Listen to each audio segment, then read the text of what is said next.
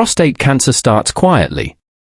It begins with a small group of cells inside the prostate that lose their normal growth control. Under healthy conditions, cells grow, divide, and die in a tightly regulated cycle. Cancer cells ignore those rules.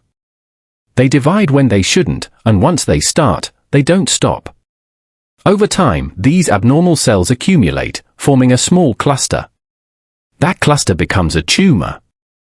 In the early stage, the tumor is still confined within the prostate. But as it grows, it recruits its own blood supply, building a network of new blood vessels to deliver oxygen and nutrients. This process not only feeds the tumor, it also creates an escape route. Some cancer cells break away and enter the bloodstream. They may travel silently through the body until they exit a vessel, settle in a new location, and begin forming another tumor. Prostate cancer often spreads first to nearby lymph nodes, but it can also reach the bones, lungs, and other organs. As the tumor enlarges, it can press against the urethra, the narrow tube that carries urine from the bladder out of the body. When that happens, symptoms may appear. Starting urination may become difficult. Even with the urge to go, the stream doesn't begin easily. During urination, the flow may feel weak or stop and start. Afterward, there may be a persistent sensation that the bladder hasn't fully emptied, a constant feeling of needing to go again.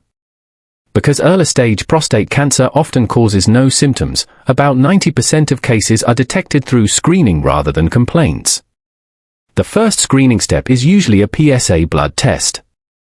PSA stands for prostate-specific antigen, a protein produced by both normal and cancerous prostate cells. It's normal to have some PSA in the blood, but elevated levels can signal that something is wrong. Doctors may also perform a digital rectal exam. During this exam, a gloved, lubricated finger is gently inserted into the rectum to feel the back surface of the prostate for abnormalities.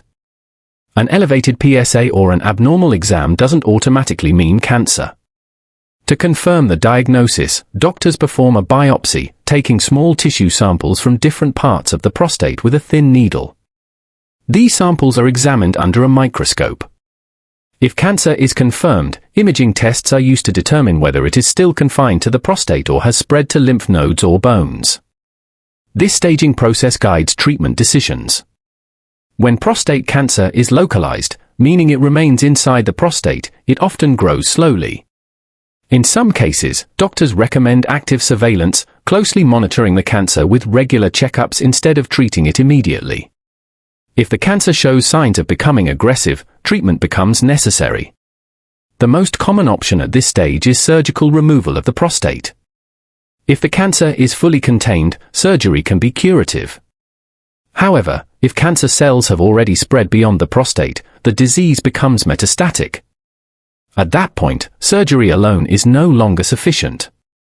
Instead, treatment shifts to systemic therapies such as chemotherapy or androgen deprivation therapy. Prostate cancer cells rely on testosterone to grow, so these treatments aim to reduce or block testosterone production. When testosterone levels fall, tumors often shrink. But prostate cancer can adapt. Over time, some tumors learn to grow even in very low testosterone conditions. This stage is known as castration-resistant prostate cancer. When that happens, treatment strategies change again. Doctors may use more advanced hormone-blocking medications, chemotherapy, or targeted treatments such as lutetium-based therapy to slow disease progression. At this stage, the focus is on controlling the cancer and maintaining quality of life for as long as possible. Average survival typically ranges from 13 to 23 months, depending on multiple factors. Prostate cancer is complex. But understanding how it begins, spreads, and is treated helps make sense of the journey from diagnosis to management.